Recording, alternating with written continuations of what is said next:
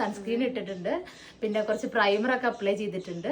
ഇനി നമുക്ക് അടുത്ത സ്റ്റെപ്പ് ആയിട്ടുള്ള ഫൗണ്ടേഷൻ ഇടാം. അപ്പോൾ ഫിറ്റ്മിയുടെ മെബ്ലൈൻ ഫിറ്റ്മിയുടെ ഏതാ 230 ഈ ഷെയ്ഡാണ് കേട്ടോ ഞങ്ങൾ 3 പേരും ഇടാൻ പോണത്.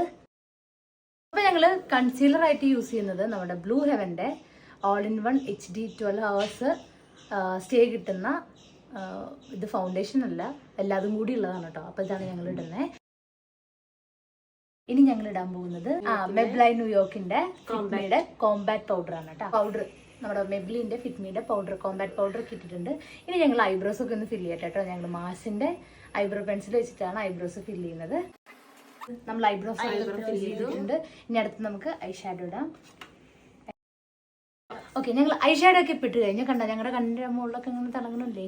ഇല്ലേ, തിളങ്ങില്ലേ? അപ്പൊ കണ്ണൊന്ന് ഫില്ല് ചെയ്യാൻ വേണ്ടിയിട്ട് ഞങ്ങളിതേ കൊലോസൽ കാജലിന്റെ വാട്ടർ പ്രൂഫ് ആയിട്ടുള്ള മസ്കാരയാണ് യൂസ് ചെയ്യുന്നത്.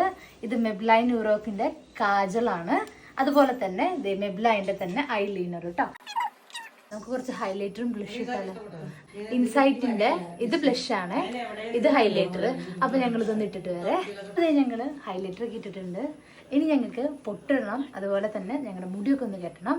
അപ്പോൾ അതും കൂടി ചെയ്തിട്ട് ലാസ്റ്റ് ലുക്ക് കാണിച്ചു തരാം കേട്ടോ. ഇതാണ് ഞങ്ങളുടെ ഫൈനൽ ലുക്ക്. എല്ലാവർക്കും ഹാപ്പി ഓണം.